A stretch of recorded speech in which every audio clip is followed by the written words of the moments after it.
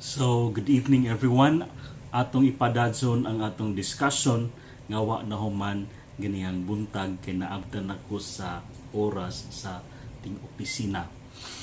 But before proceeding, atong klarohon kanus amanta moingon nga ang proposition is true or false. Unsa may atong basihan nga moingon ta nga ang proposition true. Siyempre, ang atong basihan nga ang usa ka proposition is true kung kini is being considered by the people in one community as true. If this is being supported by laws, mga balaod, or this has been proven by experts, this is a general accepted truth, then that is true. Kung may unta nga all mothers are women, of course, based on experience, based on our observation, tinuod mga jud, true mga jud ang proposition nga all mothers are women. Wa pa man siguro mahitabo sa atong katilingban garon nga naay nanay, biological, I'm talking about biological, wa pay nanay nga laki. Kung maghisgot ta og nanay based on biological composition, based on science and medicine, ang nanay bad siya jud na.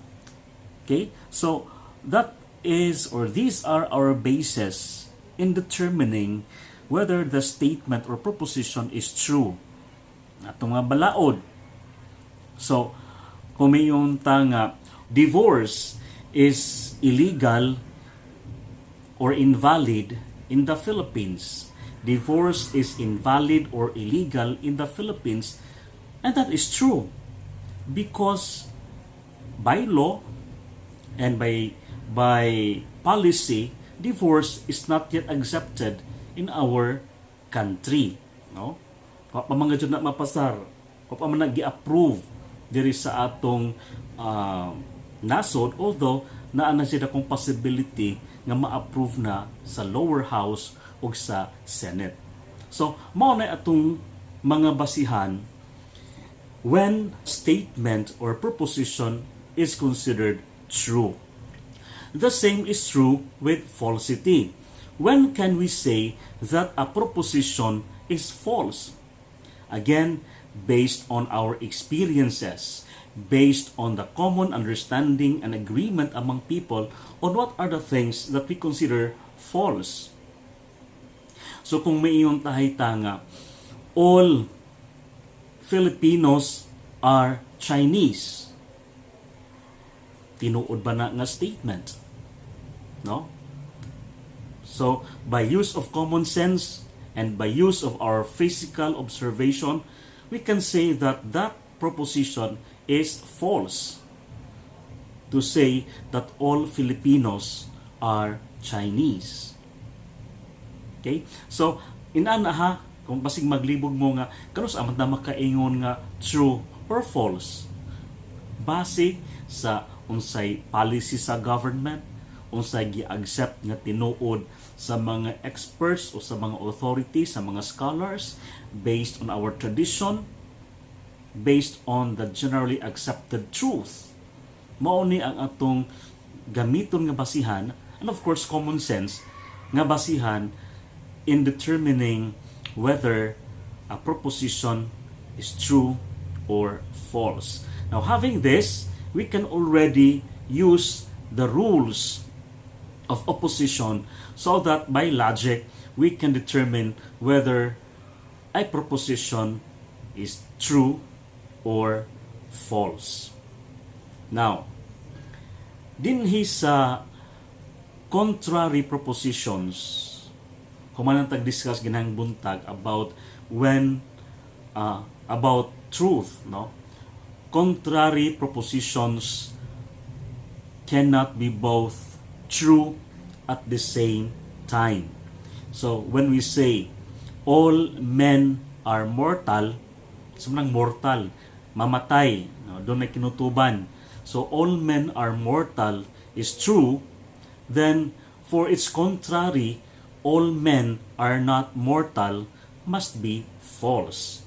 Because according to the rule, contrary propositions cannot be both true.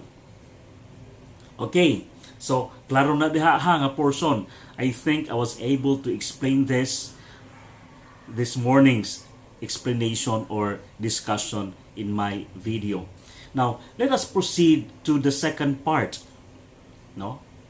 Let us proceed to the second part of the rule, which says, but contrary propositions can be both false. Okay. They can be both false.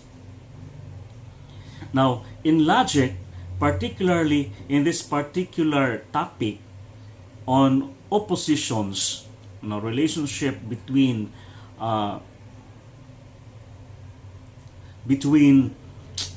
propositions in terms of truth value, a proposition is true if it is true. A proposition is false when it is false. I repeat, bantayan niyo ang statement ha.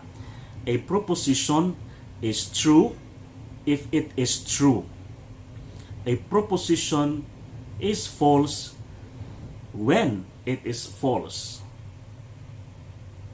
If the proposition can be both false at the same time, no?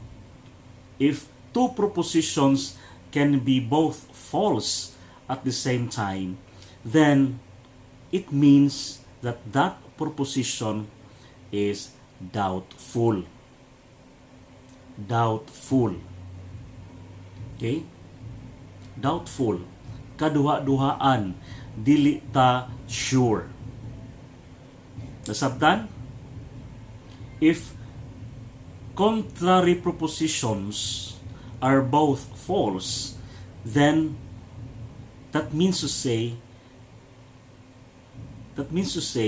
that these propositions, the truth value of these propositions is doubtful. Doubtful. So for example, when we say contrary propositions, we are now in the second part. Example is, all intelligent students are genius. All intelligent students are genius. And that is false. No? That is false. Okay, based on our experience and observation, there are students that may be intelligent but they are far below from being genius. No? Na ay mga estudyante nga bright, makamao sa klase, pero dili sila matawag nga genius. Kaya unsa man ang mga genius? Ang genius mao nang mga tao nga sobra ka bright, no? Bata pa gani. Nay uban in the US and even in the Philippines sa University of the Philippines or UP, no? 16 anyos or 15 anyos ning graduate na sa college, no? Sa kasagaran sa atong sitwasyon, pila may edad ko mo graduate og college na nas mga 20 kapin. Pero sa UP, diha na yung mga ning graduate, no? 13, 14, unsa cum laude pagajud or magna cum laude pagajud ang nahuman. So these individuals are genius. Okay? So going back to the proposition, to the statement A, all intelligent students are genius is false, no, false. Then to say all intelligent students are not genius must be doubtful. Must be doubtful. Dili na ta sure sa contrary propositions kung tinuod ba pod nga wa gadyoy genius nga intelligent students or basig naa.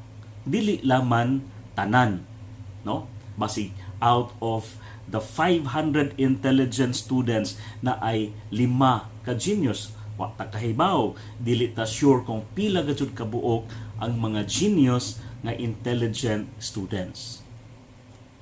Nasabtan?